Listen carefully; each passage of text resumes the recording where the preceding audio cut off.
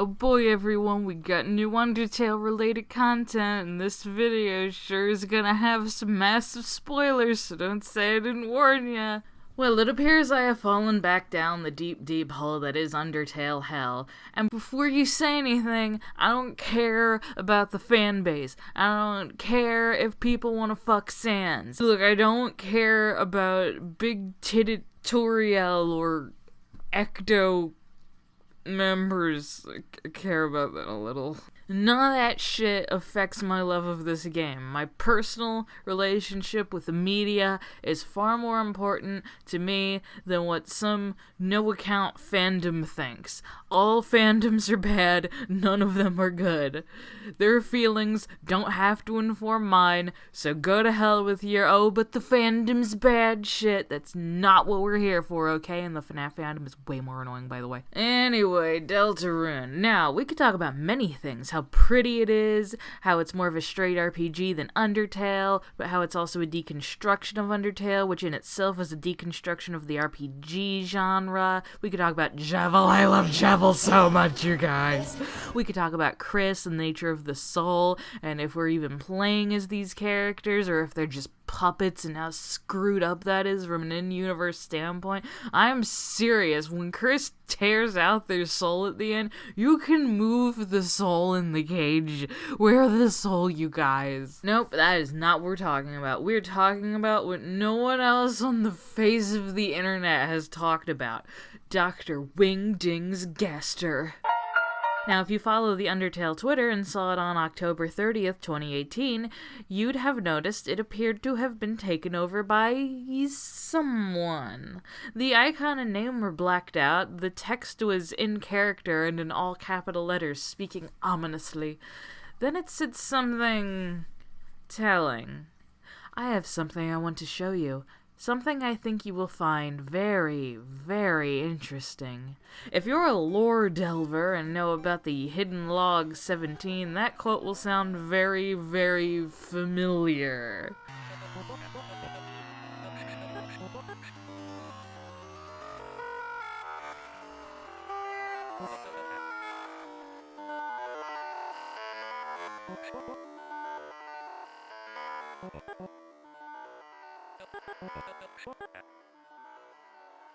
It's very clear who is talking to us here. Dr. Gaster has bent the void to his will and has now accessed Twitter and has hacked Toby Fox.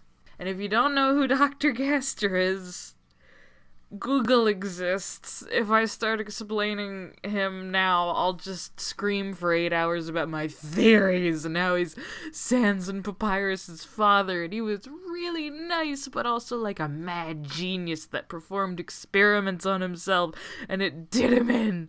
But I won't. Basically, Gaster is sort of the embodiment of unused content in a game, and how horrifying that concept would be if you were an actual person that was just deleted from existence. The impression you left is there, but no one knows you, and you're not a physical entity any longer. Gaster even has attack and defense stats in the game, and they're all various combination of 6s. And the fun value you have to put in to see this mystery man is 66, and that's pretty damning evidence that he's Gaster, so that's why everyone in the world uses the mystery man sprite as Gaster. So I will too, because I mean, if it wasn't him, that'd be kind of weird, right? So what does Dr. Gaster have to do with any of this? The Twitter said to wait 24 hours, and many people were expecting Gaster answers, maybe even a game centered around him. Instead we got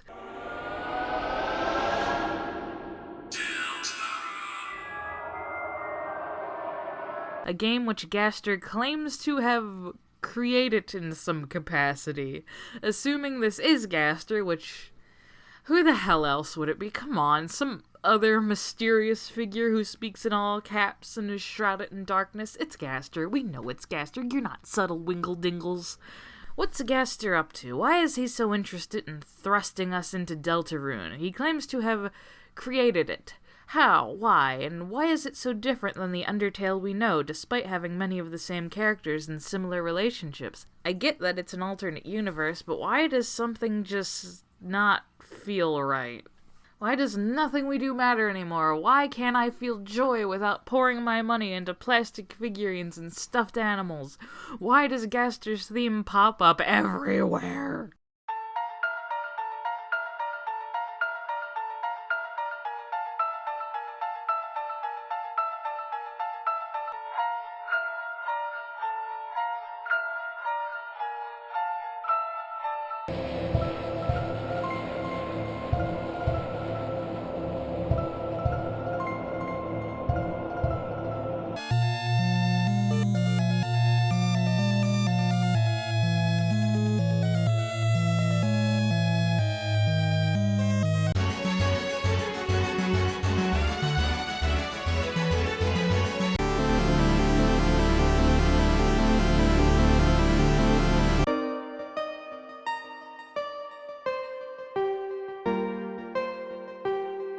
Well, I'm here to present you with 3 theories with varying levels of legitimacy of what Dr. Gaster has to do with Deltarune. Theory number 1. Dr. Gaster accidentally broke time and space while collecting pieces of himself. Alright, so according to Gaster follower number 2, Dr. Gaster shattered across time and space. It has been often theorized that Gaster would logically try to gather his pieces and put himself back together. This is why the Mystery Man sprite looks kind of melted and doesn't have legs. It's not all of him, it's just a lot of him. Perhaps a manifestation of his consciousness if you want to go into raving lunatic theorist territory. Well, since Gaster's pieces are scattered across time and space, and that's where he has to go pick them up, he is merrily going on his way, picking up the pieces, but whoops, he accidentally broke time and space. Now time and space is fractured, and the universe is now split off like an amoeba into a new deformed version of itself, all because Gaster accidentally broke something instead of picking up his femur. So in this new world, things are kind of the same, but ever so slightly different. The monsters now rule the overworld, and the underground has manifested itself as this alternate dimension full of homages to Alice in Wonderland, because Gaster liked that book, I don't know. Frisk and Chara have fused into a teenager named Chris, and Toriel and Asgore still have marital problems, despite Asgore being a completely sweet and loving person and not having murdered any children in this AU. I'm sure Toriel has her reasons, though. After all, he appears to be a terrible flower shop owner, not making any money. Now about Sans, because you can't have a meta Undertale discussion without him. Sans remains eerily unchanged from Undertale, and still appears to be aware of the medium he's in. Since there are implications that Sans knew Gaster, maybe worked with Gaster, was maybe even related to Gaster, and is the only one left that knows Gaster even existed, it would kind of make sense that Sans would remain self-aware enough to not change when the universe was torn in half. If you want to go down an even deeper rabbit hole, there's some compelling evidence that Undertale's Sans is actually from the Deltarune universe and might even be trying to get back, but hasn't found a way. And if you want to dig even deeper, there's some evidence that Sans is a Darkner from the Dark World. The most substantial evidence for this being that he bleeds out from his fatal wounds, which don't immediately make him start to dissolve like it did with Undyne, who didn't even bleed. Well, Lancer implies with one of his failed plans that Darkners do bleed quite profusely when thrashed. Also, if you talk to this clam girl in Waterfall that only appears if the fun value is between 80 and 89, she tells you about her neighbor's daughter, whose name is Susie, and says all this weird stuff, and at first you think it's just like random dialogue, you know. But if you get her, then the contents of Sans' drawer in his secret room changes to a picture of 3 smiling people with "Don't Forget" written on the back. Now, what was the name of one of the protagonists in Deltarune? That's right, Susie, like the clam girl's neighbor. Like, yeah, they're spelled different, but splitting hairs. And what was the name of the end credits song? Don't forget. Don't forget, I'm with you in the dark. Also, in the Switch version, Clam Girl changes to a grayscale creepy version of herself, you know, like a Gaster follower, and says that you might meet Susie very soon. Guess what came out a little over a month later? I digress. Point being, Gaster broke time and space and is now scattered across 2 universes. Maybe the reason you can't interact with him directly in Undertale is because his body is in Undertale, while his consciousness is in Deltarune. Okay, theory number 2. This is the Void, and Gaster has created a world to entertain himself. When Gaster fell into his creation, he entered what we like to call the Void, which I legit cannot remember if that was stated somewhere in the game or is that just completely accepted fanon. We know that the Void is probably very dark considering the dialogue, and in entry 17, Gaster remarks something becoming darker yet darker, then mentions that his next experiment should be very, very interesting.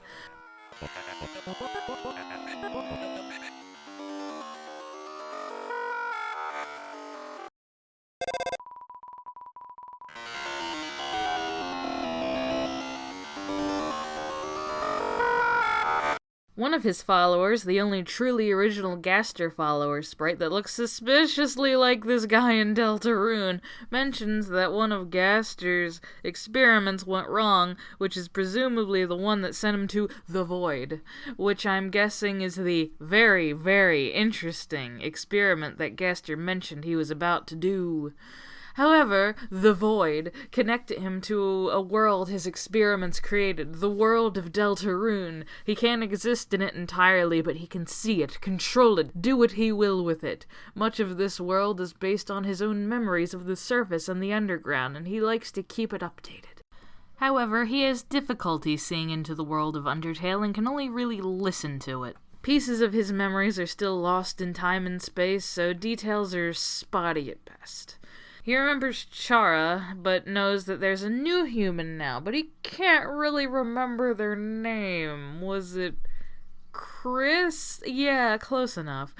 Probably a lot like that creepy kid Chara. They even have the same color soul.